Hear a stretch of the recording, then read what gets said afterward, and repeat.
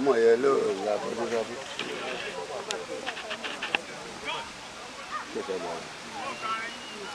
ọ̀gájọ́ rẹ̀ la kó bọ́dún yìí wáyé. Allahu Akbar. Allahu Akbar.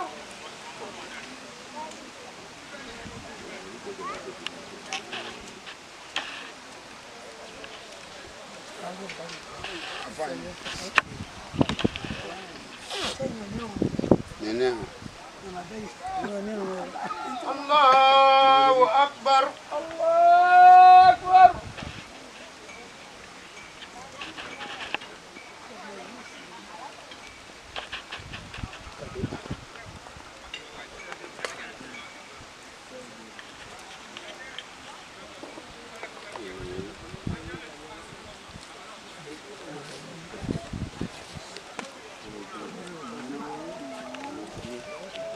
Allahu Akbar. Allahu Akbar.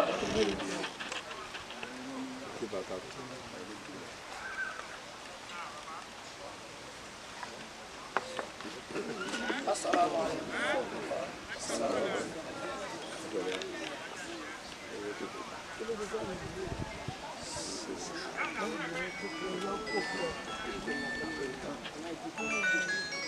Allahu Akbar.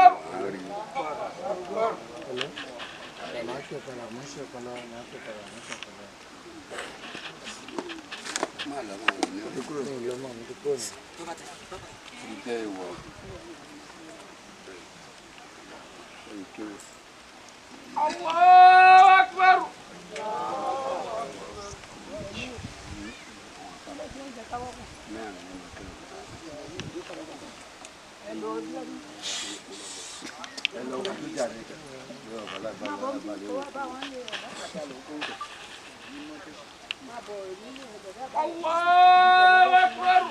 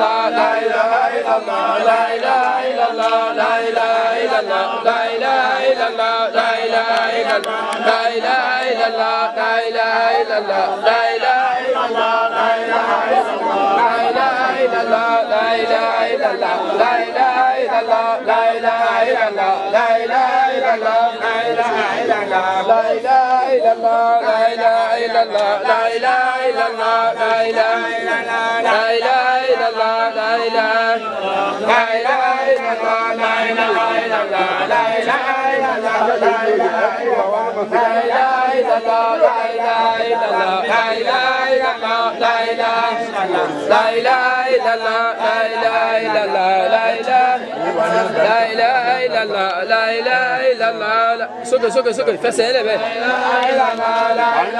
Ó yá pákó yẹn. Ẹdúró.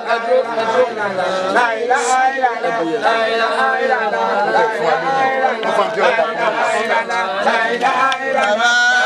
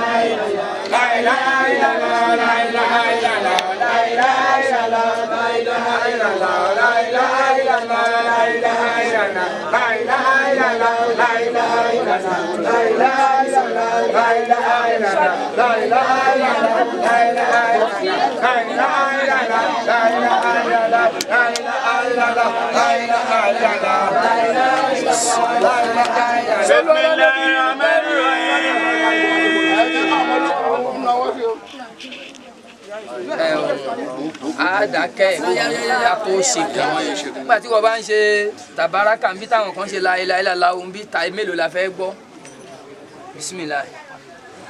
Bismillahirrahmanirrahim. Tabarakalladhi biyadihil mulku wa huwa ala kulli shay'in qadir. Liyabluwakum ayyukum ahsanu amala. Alladhi khalaqa sab'a samawati tibaqa. انتبهت فرجع البصر هل ترى من فطور فرجع البصر كرتين ينقلب إليك البصر خاسئا وهو حسير ولقد زينا السماء الدنيا بمصابيح وجعلنا رجوما للشياطين وأعتدنا لهم عذاب السعير وللذين كفروا بربهم عذاب جهنم إذا أغلقوا فيها سمعوا لها شهيقا وهي تفور تكاد تميز من الغيظ ونجا فيها فوج سألهم متنتها لم يأتكم نذير قالوا بلى قد جاءنا نذير وكسبنا وقلنا ما نزل الله من شيء وقالوا لا كنا نسمع ونعقل وكنا في أصحاب السعير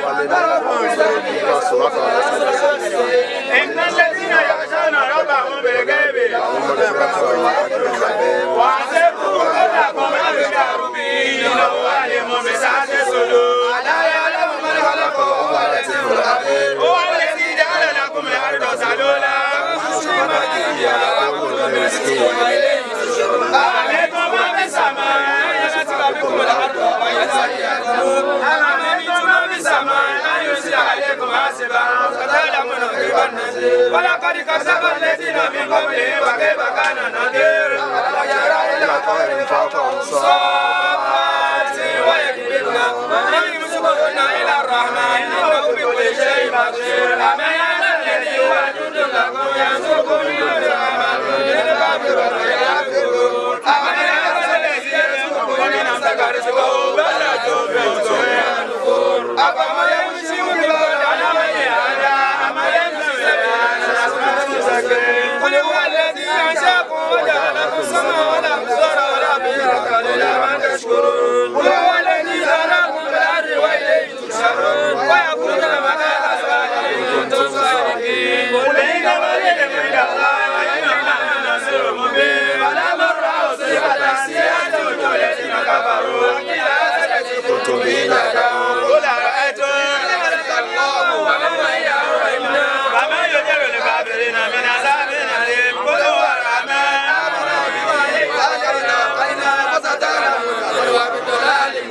قل أرأيتم إن أصبح ماؤكم غورا فمن يأتيكم بماء مهين الله رب العالمين.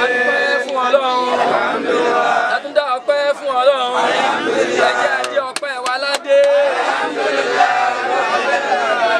Ọlọ́run ọba tí a dúpẹ́ fún. Òun náà ni ọba tó fún wa ní alájà wa Muslimat tí ó tún gbà wọ́n lọ́wọ́ wa. Ọlọ́run ọba alápàdúpẹ́ adúpẹ́ fún ẹ o. Ọlọ́run wa wọlá pé adúpẹ́ yìí màmá wa náà Ọlọ́run dákun bá wa foríjì wọn. Gbogbo àṣìṣe àmọ̀ṣe wọn Ọlọ́run dákun bá wa foríjì wọn Ọlọ́run. Ọlọ́run wa Muhammad. Lẹ́yìn eléyìí tí a sọ yá sì tún lílá. Ẹ dákun tí òkú bá kú báyìí. A máa ṣe náà. Ewé ọ̀gẹ̀dẹ̀ wà rẹpẹtẹ rẹ̀ èwo ni ewé tó. Ewé ọ̀gẹ̀dẹ̀ wà rí wọn látẹ̀kọ́ ni tó súnmọ́ tòsí ni ẹ fi ilé kọ́lọ́n fàbáríkà sí. Kọ́lọ́n kó fàbáríkà sí. Eléyìí tí ó lẹ́tọ̀ọ́ kí a ṣe yìí òun náà ni pé ká ṣe ohun tí ń jẹ́ tẹ̀lkín fún màmá wa Muslimah ìtorí wípé ìrìn àjò kan ni wọ́n ti ń bá bọ̀ láti bí 100 ọdún sẹ́yìn tọ́lọ́wọ́n bá wá ní kí títọ́ kó délé ní bí títọ́ ṣe dé bá wọn níbẹ̀ náà ni ó débẹ̀ ló máa débẹ̀ nìkọ̀ọ̀kan wa ìrìn àjò tí wọ́n bọ́ sí yìí ó dà gẹ́gẹ́ bí ìrìn àjò pé tí à ń sọ pé ẹ kú ewu ọmọ dídáyé tọmọ dáyé ni àwa la máa kọ ní ọ̀rọ̀ tó fẹ́ sọ àwa la fẹ́ kọ bóyá bàbá ní òkọ́kọ́ pè ní o bóyá ìyá ní òkọ́ pè ní àwa la kọ ìyẹn ni Ànábì wa Muhammad sallallahu alaihi wasallam ló ṣe fọwọ́ sí pé ká máa ṣe ti ń jẹ́ selkin fún òkú tó kú bá kú báyìí màmá wa Muslimah tí àwọn bókú bá ṣe gbé wọn sínú sàréè yìí àwọn màláíkà méjì wọn wá bá wọn wọn máa béèrè lọ́wọ́ wọn wípé àkọ́kọ́ béèrè òun ni pé wọn máa béèrè lọ́wọ́ wọn pé ta ni Ọlọ́run ọba wọn tí wọ́n bá béèrè lọ́wọ́ màmá wa Muslimah wípé ta ni Ọlọ́run ọba yín màmá ẹ sọ fún wọn pé Allahu Rabbi k'Ọlọ́run ọba kí ó fi rọ̀ yín lọ́rùn ọlá ànábì tí wọ́n bá wá béèrè lọ́wọ́ yín pé ànábì wo òun lẹ gbójúlé ẹ máa sọ fún wọn pé Muhammadu Rasulullah sallallahu alaihi wasallam màmá wa Muslimah tí àwọn Munkar wa Nakir tí wọ́n bá dé wá bá yín láàyè tẹ́ ẹ wà yìí ipò tọ́ ipò ìkẹ́ ipò ìgẹ̀ tẹ́ ẹ wà yìí tí wọ́n bá dé wá bá yín tí wọ́n bá ń béèrè pé mọ́ kìbùlátùkà ibo nìbùdójúkọ yín ẹ sọ fún wọn pé Kàábà ni ẹ̀yin gan ẹ lọ bẹ̀ ẹ sì ara bẹ̀ tàwáàfù ń bẹ̀ ẹ mú mi zẹ́mzẹ́mù ń bẹ̀ kọ́lọ́n kó wọlé ọjọ́ náà kọ́lọ́n dákun bá foríjì Ànábì wa Muhammad tí wọ́n bá wá béèrè wípé tírà wo òun ni ẹ̀yin màmá wa Muslimah òun lẹ gbàgbọ́ nígbà tẹ́ ń bẹ láyé ní ẹ sọ fún wọn pé alukurani Rabbi ẹ sọ fún wọn pé alukurani ti Ọlọ́run ọba òun ni ẹ gbàgbọ́ gbogbo eléyìí kó máa jẹ́ ìtọ́nisọ́nà fún yín láàyè tẹ́ ẹ wà yìí Ọlọ́run kó bá wa foríjì yín kó bá wa fi yín sí àyè kẹ́ ọlá Ànábì wa Muhammad la hawla wala quwwata illa billahil azim a ṣe bisimilayi kan iná anzalnahu kan a ṣe ayatul kursi ẹyọ kan a ṣe iná ṣe kúló Allahu ahadu mẹ́ta pẹ̀lú bisimilahi rahman rahim a ṣe àtáyá a fi fati a salatul fati a fi gbẹ̀yìn ká tó bọ́ sí ọ̀dọ̀ àwọn tí ó ṣe wáàsí fún gbogbo wa so kọ́lọ́run ọba kí ó bá wa gbà bí ọlá bisimilahi rahman rahim Allahu la ilaha illa huwa al-hayyul qayyum la ta'khudhuhu sinatun wa la nawm lahu ma fi samawati wa ma fil ardi innahu la bi'izni ya'lamu ma bayna aydihim wa ma khalfahum wa la yuhituna bi shay'in min ilmihi illa bima sha'a wasi'a kursiyyuhu samawati wal ardi wa la ya'uduhu hifdhuhuma wa huwa al-'aliyyul 'azim bismillahir rahmanir rahim in anzalnahu fi laylatil qadr wa ma adraka ma laylatul qadr laylatul qadr khayrun min alfi shahr tanazzalul malaikatu wa ruhu fiha bi'izni rabbihim min kulli amrin salamun hiya hatta matla'il fajr bismillahir rahmanir rahim in anzalnahu fi laylatil qadr wa ma adraka ma laylatul qadr laylatul qadr khayrun min alfi shahr tanazzalul malaikatu wa ruhu fiha bi'izni rabbihim min kulli amrin salamun hiya hatta matla'il fajr bismillahir rahmanir rahim in anzalnahu fi laylatil qadr wa ma adraka ma laylatul qadr laylatul qadr khayrun min alfi shahr tanazzalul malaikatu wa ruhu fiha bi'izni rabbihim min kulli amrin salamun hiya hatta matla'il fajr bismillahir rahmanir rahim qul huwallahu ahad Allahu samad lam yalid wa lam yulad wa lam yakul lahu kufuwan ahad bismillahir rahmanir rahim qul huwallahu ahad Allahu samad lam yalid wa lam yulad wa lam yakul lahu kufuwan ahad bismillahir rahmanir rahim qul huwallahu ahad Allahu samad lam yalid wa lam yulad wa lam yakul lahu kufuwan ahad bismillahir rahmanir rahim at-tahiyatu lillah az-zakiyatu lillah at-tayyibatu salawatu lillah assalamu alayka ayyuhan nabiy wa rahmatullahi wa barakatuh assalamu alayna wa ala ibadillahi salihin at-tahiyatu lillah az-zakiyatu lillah at-tayyibatu salawatu lillah assalamu alayka ayyuhan nabiy wa rahmatullahi wa barakatuh assalamu alayna wa ala ibadillahi salihin at-tahiyatu lillah az-zakiyatu lillah at-tayyibatu salawatu lillah assalamu alayka ayyuhan nabiy wa rahmatullahi wa barakatuh assalamu alayna wa ala ibadillahi salihin bismillahir rahmanir rahim alhamdulillahi rabbil alamin arrahmanir rahim الرحيم مالك يوم الدين إياك نعبد وإياك نستعين اهدنا الصراط المستقيم صراط الذين أنعمت عليهم غير المغضوب عليهم ولا الضالين آمين. ní báyìí ẹ jẹ́ kí gbogbo wa kí á pa lọ́lọ́ àwọn mufasiru wa nílùú Mọ̀rẹ́ wọn ó ṣe wáàsí fún wa lẹ́yìn tán bá ṣe tán bàbá wa nílùú Mọ̀rẹ́ wọn ṣàdúrà fún màmá wa wọ́n sì ṣàdúrà fún gbogbo wa so lábàá lọ jókòó àbí ká lọ kírun zúrì wa bisimilahi bàbá. Sallu ala rasulil karim sallallahu alaihi wasallam. Akí ọba tí ń jẹ́ Ọlọ́run. wọ́n ní akí ọba tí ń jẹ́ Ọlọ́run. Akí Ọlọ́run lẹ́ẹ̀kan sí. àtúnkí Ọlọ́run lẹ́ẹ̀kan sí. Allahu akbar. Allahu akbar. Ọba dáradára. wọ́n ní ọba dára ṣe yóò. Ọba tí ó máa dára fẹ́ dàtẹ́dá tí ò sí kọ́tù tẹ́ ẹ̀dọ́ máa pe Ọlọ́run ọba sí. bẹ́ẹ̀ni. Àwa rí i pé àrà tí Ọlọ́run ọba tó dá fún wa yìí a tún dúpẹ́ fún Ọlọ́run ni. alhamdulilayi. Tí ọba tààlà ò ní kí màmá wa ṣe késẹ́ẹ̀tì lẹ̀ fún wa. bẹ́ẹ̀ni. Àwa rí i pé àwa mọ̀ dájú pé màmá wa ẹni ìtẹ́wọ́gbà níwájú Ọlọ́run nítorí pé màmá wa ò ṣe nǹkan míì àfi ìdájúkọ Ọlọ́run àti àsàlátù fún ṣẹlẹ̀ ànábì wa sallallahu alaihi wasallam. yìí tó fi ń jẹ́ àjáyíbà fáwa ní pé iṣẹ́ tí màmá wa ṣe gbẹ̀yìn òun náà ní pé màmá wa ní àníyàn bẹ́ẹ̀ni. ní pé àwọn fẹ́ lọ sí wáàsí bẹ́ẹ̀ni. àwọn fẹ́ lọ fún wọn lówó àdúrà ní wáàsí náà ni màmá wa dìde tí Ọlọ́run bá ní kí kó ṣe wẹ́ lọ síbẹ̀. Ìhùn náà ń jẹ́ ká mọ̀ yí pé gbogbo iṣẹ́ tẹ̀dá bá fẹ́ ṣe láyé àníyàn ní pàtàkì tẹ̀dá fẹ́ fi ṣe nítorí pé ẹ̀dẹ́ òmọṣẹ́ tó òun ṣe tí ò ní ṣe mímọ́. Àwọn àdìpẹ́ tàbá dé ọ̀dọ̀ màmá ti bọ́n ti lè sọ̀rọ̀ òun nì náà tẹ̀bọ́ wá gbẹ́rù lé àsàlátù ànábì wa Muhammad. Màmá ó lajú òun nì wọ́n sì tẹ́wọ́ báyìí tẹ́bọ́ wá ṣe àsàlátù òun nì délẹ̀ wọ́n sì tún wá fọ́ òun nì bọ́jú. Allahu akbar. Ìhùn ní jẹ́ ká mọ̀ yí pé tí ọba tààlà bá mú ohun lọ kò mú etí màmá wa lọ ó jẹ́ kí màmá wa gbọ́ àsàlátù ànábì wa Muhammad. Yóò ní ó fún wa ní àmọ̀dájú lórí ibi tí màmá wa ń lọ nítorí pé ó ṣẹlẹ̀ ànábì wa Muhammad àti tó ń dé bá ànábì wa Muhammad ó ní kí Jìbìrìlù fóun nírò ihun tí wọ́n ti pèsè lẹ̀ fóun Jìbìrìlù wá fún Muhammad nírò inú ànábì wa Muhammad wá dùn ihun iná gbé pé àmọ̀ yìí pé wọ́n ṣí gàgá fún màmá wa wípé ibi tí màmá wa ń lọ nìí yìí tí màmá wa ibi tí màmá wa ṣe tí wọ́n dé náà ni bàmá wa mọ̀ pé yóò tán ní ìjọ Tuesday òní tí wọ́n lọ sí wáàsí màmá ó máa gba wáàsí tí Ramadan bá fẹ́ parí wọ́n wá kọ́kọ́ wá gba wáàsí níbẹ̀rẹ̀ Ramadan ní òní pé iṣẹ́ tí wọ́n ń ṣe òní kó má bàa jẹun tí wọn ò ṣe síwájú kí wọ́n tó jáde kúrò láyé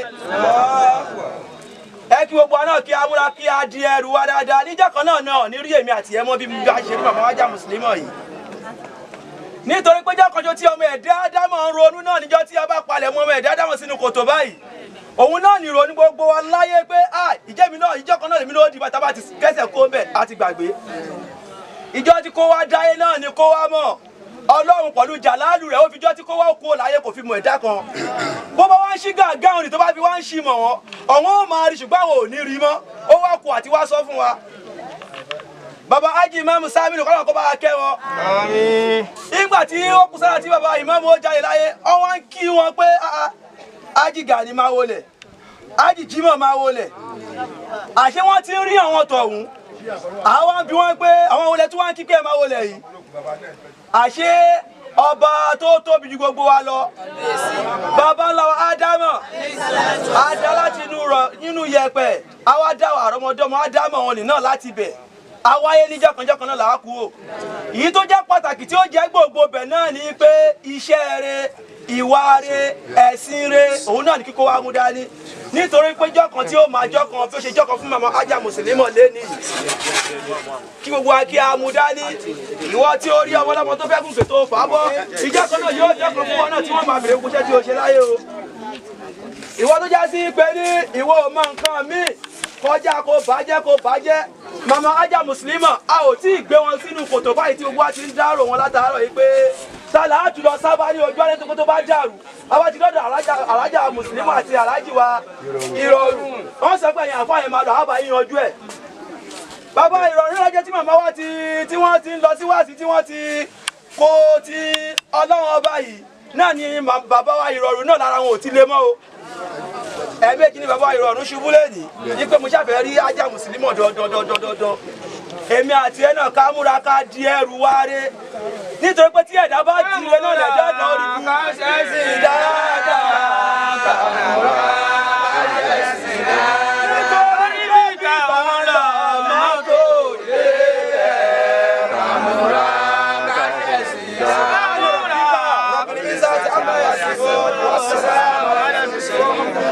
alamin. Akí bàbá wa tí wọ́n wọlé dé bá wa. Bàbá wa tó já sí pé ní ọwọ́ ni àfa ọmọ olókùú yìí. Akí pọ̀lú sàlámù sàlámù. Ẹ kú àṣẹyìndè, ẹ kú aráfẹ́ra kù. Ọlọ́run bò ní ṣe ń tẹ̀lé tẹ̀lé. Lẹ́yìn ikú Ajáwa Mùsùlùmọ̀. Àdúgbò ojú alẹ́ ò ní dàrú, ìlú mọ̀rẹ́ ò ní dàrú, gbogbo tí màmá Ajá Mùsùlùmọ̀ tí wọ́n níwé sí tí wọ́n ń ta egbò sí káàkiri pátá Ọlọ́run bò ní bàbí kọ́kọ́ jẹ́ lọ. Akíyín pọ̀lú sàlámù sàlámù. Bàbá Imam, ẹ má bínú kí ẹ tó ṣe àdúrà fún Ajá Mùsùlùmọ̀. A fẹ́ tọrọ àyè fún àfà wa tí wọ́n dé nítorí wọn náà ni àfà ọmọ olókùú. Òmò ṣe ń bè lọ ìyá Ismail ẹ̀kan pé tó ẹ́ kí wọ́n ti dé ni bàbá òsù kírun sí Ajá tíyàn mìíràn bá kírun fi Ajá Mùsùlùmọ̀ lé bá láìfì nítorí pé àwọn èèyàn tó kírun sí Ànábì wa Muhammad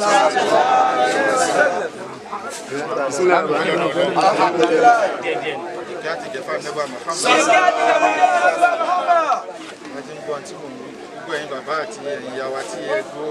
Ẹ̀yin bàbá wa àti ẹ̀yin bàbá wa tí ẹ wà lórí dúró. Àwa bàṣírí ìyá wa. Tí a wá bàṣírí màmá wa Ajá Mùsùlùmọ̀. Àṣírí tiwa náà ní tú. Àṣírí tiwa náà ní tú. Àmín. Ẹ sàmí. Bàbá aṣáájú ẹ̀dá Ànábì wa Muhammad. Gbogbo ọmọ wa ṣe ájú ara wa.